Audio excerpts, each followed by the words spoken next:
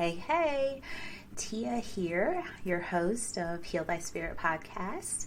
This is going to be episode number 19, which is our fourth part in the Habits Uncomplicated series. Today we're talking about developing and implementing new habits. We'll go over some of the key points that you want to remember as you set yourself up for success. And then next week will be the last episode in the series. So you can go ahead and get to work and do that thing, girl. I did want to input real quick. The wind here in Denver is something fierce today, so I don't know how that's going to translate on the audio. So if you hear blowing in the background, I am in my office and it's just really loud. So anyway, let's get back to habits. Here we go. Hey, busy lady. Welcome to the Heal Thy Spirit podcast. Do you want to stop procrastinating and stay motivated to get things done? Are you a time-starved night owl, constantly searching for ways to have time freedom? Do you wake up most mornings with audacious goals only to get distracted and overwhelmed when your busy life sidetracks your agenda? Then, instead of focusing on your to-do list, you've wasted countless hours scrolling Facebook ads for goal planners and habit trackers because all your multitasking has robbed the mental clarity you need to stay on target. Well, sis, you're in the right place. I, too, was juggling work, kids, and multiple responsibilities. I felt exhausted and disorganized and wished I could establish efficient daily habits and routines. I wanted more time, a flexible schedule, and a plan I could stick to. You know, actually finish what I'd started. I used to think everyone else's needs should come first, and I truly believed chasing my own dreams was selfish, until I discovered my secret ingredient: success coaching mixed with a little planning and a lot of prioritization. In this podcast, you'll get useful time-saving tools, habit hacks, and the accountability to ignite your own fire so you can hit those targets and confidently crush your goals. I'm a talker and a no-holds-barred kind of teacher, so go grab one of those pretty little notebooks I know you've been hoarding. Girl, me too. It's crush time. Hello. Today is Saturday, March 25th, at least when this is originally recording, but you might be listening on a different day, and that is okay. Welcome. I want to, today we're going to talk about the fourth installment in Habits Uncomplicated. This is a series on uncomplicating your habits, and it's a 5-part series. The last episode will air next week, and this is episode 19 of the Heal Thy Spirit podcast. Our title is Let's Develop Some Habits You Will Stick To. Habit stacking, habit cues, flexibility, and grace. So as a quick recap before we get into it, as I mentioned, it was a 5-part series, so you can go back and listen to the other episodes. The first one, we defined a habit. The second one, we decided on a habit. Well, second and third, really. We did the who and the why, and then the what, the when, and the where. Today, we are getting a little more into talking about what it takes to stick to a habit and kind of how to respond to that. So next week will be that last episode of this series, and then we'll move on to expand upon all these things that we've been learning the last couple of weeks. So first, I want to just get back into, or I guess the first thing I want to talk about with, I mentioned habit stacking and habit cues in the title. I really want to talk about habit cues first. Where I'm getting this, or I guess where I was first exposed to this idea, is from the Atomic Habits book by James Clear. I've mentioned it before in the series, and there is a link in the show notes if you'd like to read it. I highly recommend it because these little quick episodes and the short tidbits and my takeaways are not going to give you the full impact. So if you're really enjoying this series and you're really wanting to do a super deep dive and kind of build out a plan to have a huge transformation with habit development, that is a highly recommended book. that book, the book, let's just talk about it for a second. It's been on my to-do list forever. And I was actually listening to the Lazy Genius podcast, which is one of my favorite podcasts. Kendra Adafi. I'm probably saying her name really badly. I was trying to glance over at the book because she's written a couple books that I really like. But she was talking about the habit loop, which is something that James Clear goes really in depth in that book, Atomic Habits. And as I was listening to it, I was like, okay, this sounds really good. And I've been meaning to read this book. I'm not really getting a full understanding of how it works or, what they're saying. So I thought, because I had that reaction that this would be a good thing to talk about today. The habit loop, and it's not, his idea. He didn't come up with it. There's, different references, and, even if you Google the habit loop, you'll get a ton of articles about what it is. But essentially it is like 4 parts. It basically is telling you how a habit works. So we had already talked about previously that, a habit is an automatic reaction, things that you do automatically without thinking about them, the way you behave automatically. So in the habit loop, it actually breaks down that habit into 4 parts, which I'll give them to you straight away in case you're taking notes. The first part is the cue. The second part is the craving. The third part is the response. And the fourth part is the reward. Now, I don't like the word reward, so try to kind of stay with me on it because it's the best explanation for what we're going to talk about, but it's not a reward in the sense that you might be thinking when you hear the word reward. All it's basically saying is that when we perform a habit, which is automatic, there's these 4 parts. First, there's the cue, which is the thing that happens that will then cause you to have a craving for a result or whatever. Then your response to that craving will yield the reward. And that's kind of why we do the habits. So like I said, that's a really condensed, short, quick explanation. To give you an example, it might be thinking about, someone who drinks coffee in the morning. So the cue would be that you wake up. The craving is that you're still groggy. You want to feel alert. So you're craving to feel alert. Your response is you drink coffee.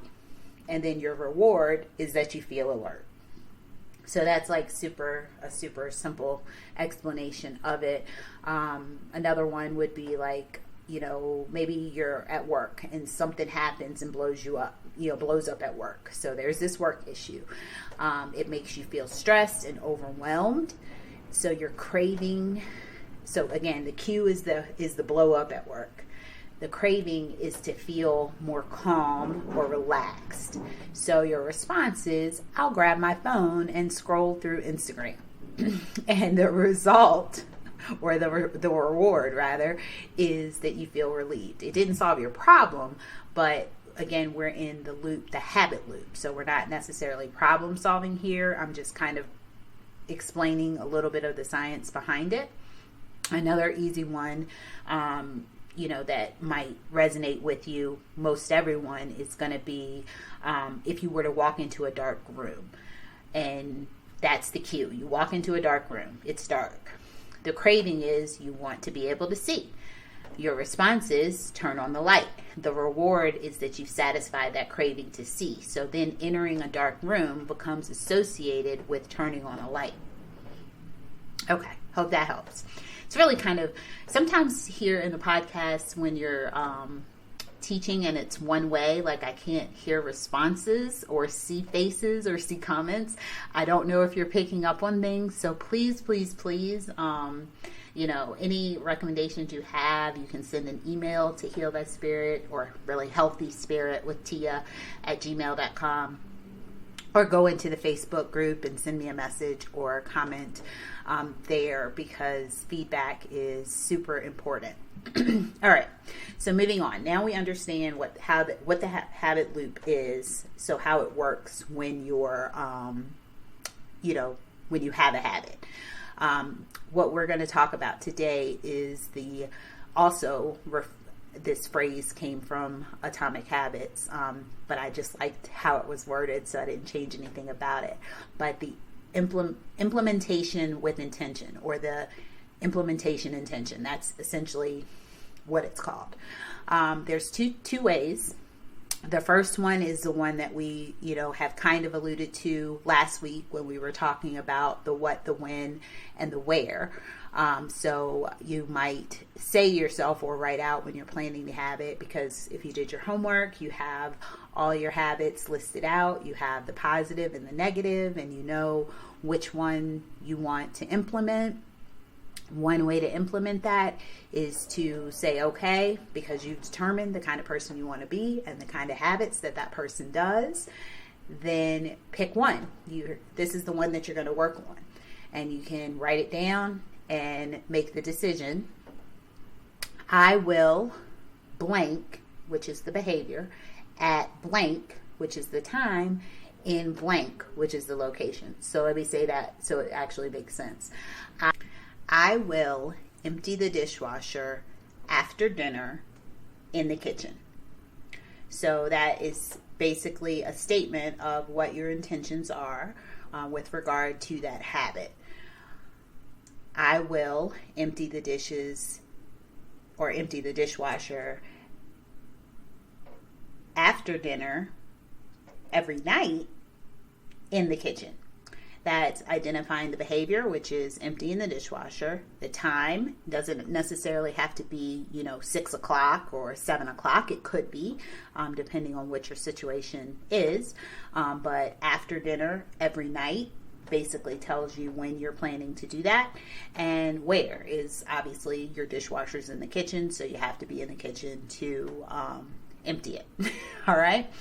The second implementation intention or way to set up an intention is habit stacking. And this, again, you can Google it. We've talked about it briefly here and there throughout the last couple of weeks and even prior, where it's basically if you already have a current habit, you're pairing that new habit with a current habit that's already in place instead of pairing it with the time and location. So I kind of, could use the first example that I said before with I will empty the dishwasher after dinner in the kitchen. Well, having dinner is something that is a habit that you already have. So a different way to say that is after I eat dinner, I will empty the dishwasher. This is the, James Clear gives credit to BJ Fogg, and he calls it the habit stacking formula. So you're writing, on your paper, after I blank, comma, I will blank. So it's super simple, but that's a way to kind of, set it in your mind, the thing that you're going to do. And it's funny, I was talking with one of my friends. We had a conversation on, my Fit Squad team had a conversation on Cheryl's Place, which is a YouTube channel that I'll link the episode from earlier this week, where we were talking about consistency. And my friend Deanna brought up, habit stacking, like anytime she's trying to start something new or try something new, that she will pop in, she'll find the place in her schedule where it already fits, or in her routine, a habit that she's already doing, and just stack that new habit on it. So you have to think about, what makes sense. I talked to you about how I started putting my workout clothes in the bathroom the night before so that I could get dressed immediately after stepping off the scale, because it made sense to get dressed rather than to stay in my pajamas, go about the rest of my morning routine, and then have to come back to the bathroom later. It didn't really fit in. What fit in was, getting dressed, So, how I would say this in the habit stacking formula, or using the habit stacking formula, after I get on the scale, I will put on my workout clothes. So that is what the habit is, the thing that's going to happen.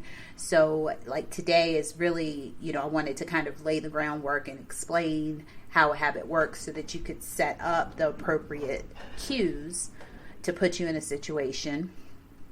My cue of getting into my workout clothes basically is that I am already naked because I was on the scale. So the cue is I don't have any clothes on. The craving is I want to get dressed so that I'm ready for my workout. The response is I put on my workout clothes, and the reward is I am ready to work out when the workout time rolls around. So hopefully I didn't ramble on too much, and giving you examples for that. But what you can do is take those tips on ideas and think about what cues already exist and what cue you can put in place to yield the craving response and reward that you're seeking. And when your brain starts to associate those things together, it's a loop and it starts all over. There's a cue, there's a craving, there's a response, and there's a reward. And like I said, these are all things that are already in existence. The difference with this developing good habits that you want to stick to is knowing that and setting up the cue for a particular craving and setting the intention that you're going to respond in a specific way, which will yield the reward that you're seeking. And then you'll habitually start to do that thing. Your brain will remember it and then start to do it automatically and associate it without you having to put any additional thought into it. But up front, you want to, set the intention and implement it into your routine. Now, before we wrap up the episode, because I'm just about finished, I do want to talk a little bit about flexibility. It's really funny because I had this, my show notes all done. I was ready to record this morning. And, ideally, I like to record first thing in the morning because everyone's still asleep and it's super quiet outside. No one's, moving around doing anything. I can't control the wind, which you can probably still hear because it's still blowing away. But, you control the things you can control, but sometimes things don't work out. So this morning I'm, prepping my notes and getting ready to record. And then I realized that, I only have about 30 minutes, which, should be enough, to get the episode recorded. However, I know myself and sometimes I go off on a tangent and I might want to, do this or that as it relates to, it's not just recording the episode. There's a little bit of additional steps and work to get that published. And I knew that I was working out with the Fit Squad at 6:30. And on Saturdays, I like to go down to the spin room because it's more room and, it's open. And since it's a little bit later, I can get into the spin room at that time. So I looked at the clock and I was like, okay, I don't have time to hit record just yet, but I'm going to go work out. I'll come back, record. I'm ready to go and we'll be done. Well, I get back from my workout and it's like at that time, by the time I sit down to record, it's like 8:15 or so. And then as soon as I'm about to hit the record button, there is this huge, really loud, like I'm not talking about the wind, but there's a truck with, Vaughn told me it was like it sounded like a compressor. I don't know. But the truck said something about a generator on the outside, like in the building next door, right outside my office window. And it was so loud and it was going on for like 15 minutes. And I was like, okay, I'm not going to be able to record an episode with what sounds like, 18-wheeler trucks driving by in the background. So I had to be flexible and just rearrange my schedule. There was other things that I needed to do today. I went in the kitchen. I did some dishes. I made my breakfast, had breakfast, chatted with Vaughn a little bit. And then everything was done. The noise was done. Mine is excluding the wind that you can hear in the background right now. So I came back and I'm recording, and this episode will be up in a little bit. And, it's still all worked out. So that's one thing. It's funny. I was going to talk about flexibility before that happened, but this is just confirmation that it is super important. I could have used that as an excuse not to record this week, been, late again, putting out the episode, even though I made that commitment to give this episode to you, or give a episode to you each week. But I didn't let it get me out of whack. I just rearranged some things and, went from there. Another example, or, what I originally was going to talk about, is just looking at your current schedule. You might have certain things that you do on certain days. One of my current coaching clients is actually a college student whose schedule is the same on Monday, Wednesday, and Friday. And then it's different on Tuesday, but her Tuesday schedule is the same as her Thursday schedule. And so in working together to put a plan together for her and get her organized and her priorities in order, her days are going to look different. Your life, I'm sure, is going to be the same. You may work a Monday through Friday job where you're, there the same hours. You may have a job that you work different days of the week. Maybe you have to work on the weekends, or maybe some days you work 9 to 5 and other days you work 11 to 7. It just really depends on your situation. So the one thing you want to remember is to be flexible with yourself. Of course, make the plan in the beginning, set out to accomplish the things that you want to accomplish, but don't make it impossible. Like, don't say that you're going to work out at 6 o'clock every night, Monday through Sunday, but you don't even get home from work until like 5:45. That's giving you 15 minutes to get ready. Now, maybe you can hit the gym on the way home, and that's your plan. So, I just, there's no right or wrong answer. I just want you to consider any potential roadblocks when you're developing your new habit, or setting the intention to implement it. Another thing, I like to wake up early. I've said it a million times. If you've been here for more than 30 seconds, you've heard me say that I get up super early. And I like to do my, the things that are important to me first thing in the morning before I get started, with the hustle and bustle of the day. Chelsea Jo Moore with Systemize Your Life, she calls these her fundamental needs in her program. But essentially, these are just the things that fill you up so that you can pour out and bless others in your life. For me, that's exercise, Bible study, and journaling. Like, those are like the non-negotiables. Now, do I do them every single day without fail? No. Or do I do them first thing in the morning every single day without fail? No. Because life happens, and sometimes something will come up that'll keep you from sticking to the plan. But you have to be flexible. Like, I'm flexible with myself. It's okay to fit it in later in the day, or sometimes not at all. The fact that these are now habits of the type of person that I believe I am, it helps me to be at peace that I'm not going to throw it all away because it didn't go exactly as planned.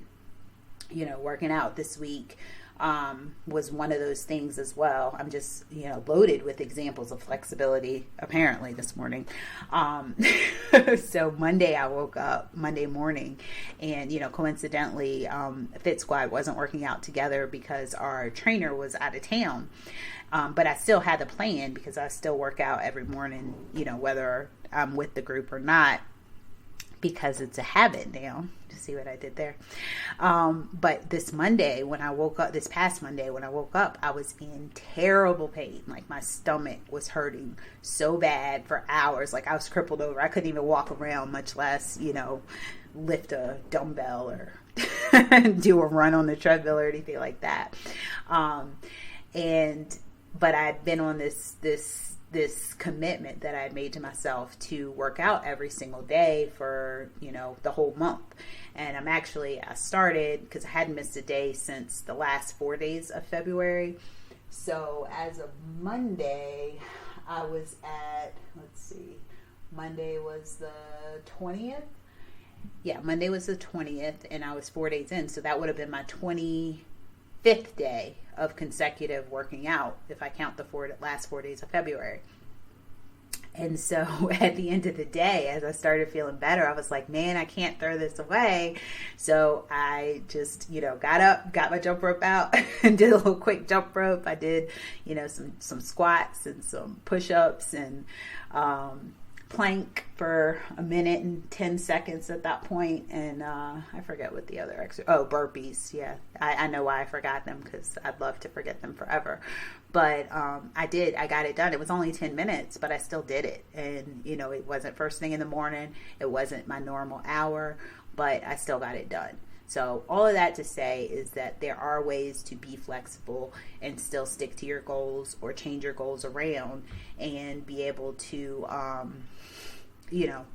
kind of go with the punches. Just because you do something differently doesn't mean you broke that habit. It just means that, or you didn't succeed in establishing that habit. It just means that, you had to do it at a different time and location, or, whatever the case may be. So there's that. And then the final thing I want to talk about, sorry, this is going to be a 30-minute because we are at 25 minutes already, and I just have one more topic to discuss, and that is grace. Give yourself grace. Anytime you are doing something new, everything in you is going to want to resist it. The body, the mind, the spirit does not like change. And, I already mentioned the YouTube episode that when I sat down with my Fit Squad buddies to talk about consistency. And again, the link is in the show notes. But we can't ever really talk about habits without at least bringing up consistency, because that's the driving force behind your habits. So, I'm remembering our discussion in episode 16, a habit is an acquired mode of behavior that has become nearly or completely involuntary. Last week, we talked about the fact that what you do is an indication of the type of person you believe that you are. You become your habits. And, my friend Misty brought that up. I don't think she had listened to my podcast, but it's true. That's why it's, people say it, because it is. And so Cheryl, who's the host of the episode, is on a weight loss journey, as are many of us. And in talking about consistency, we did touch on grace and having patience and giving yourself enough time to see the results when you're frustrated. Someone who's trying to lose 100 pounds didn't gain the weight overnight, so they're not going to lose it overnight. Someone who's never exercised isn't going to be able to run a marathon the first day they lace up their sneakers. I mean, it's just, you get the point. Someone who's never had any sort of organization in their life and their, house is a mess isn't going to be able to, flip and get it all cleaned out in one day and have everything perfectly organized and set up exactly the way they like it. The point I'm trying to make is that all those people that you admire for their great accomplishments had to start somewhere, and they didn't get it right the very first time they tried it. I just want you to remember that and know that when day one doesn't go as planned, give yourself grace. Accept that you do have another opportunity to try again later today or tomorrow. And the more consistent you are with your attempts at implementing intentional change, then the greater likelihood you'll continue to improve until one day it's part of who you are, a habit. So that is all that I have for you today. Again, I'll just do a quick recap. We talked about the habit loop being the cue, the craving, the response, and the reward. Implementation, intention, examples. One, you can, do one of two or both sentences. I will blank at time in a location. The habit stacking formula, that's after I do this current habit, I will do this new habit. And, having flexibility and giving yourself grace. I mean, that is really the sum of what episode 19 is about, the fourth installment of developing some good habits that you can stick to. So, like I said, next week we'll talk about finally doing that thing. And I hope you have a good week. Take care.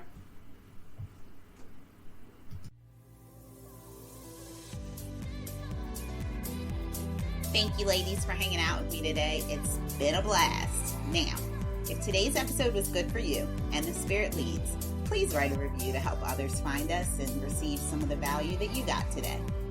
Okay, until next time, I'll see you over in the Healthy Spirit Facebook group. Link is in the show notes for you procrastinators. May grace and peace be yours in abundance. Take care.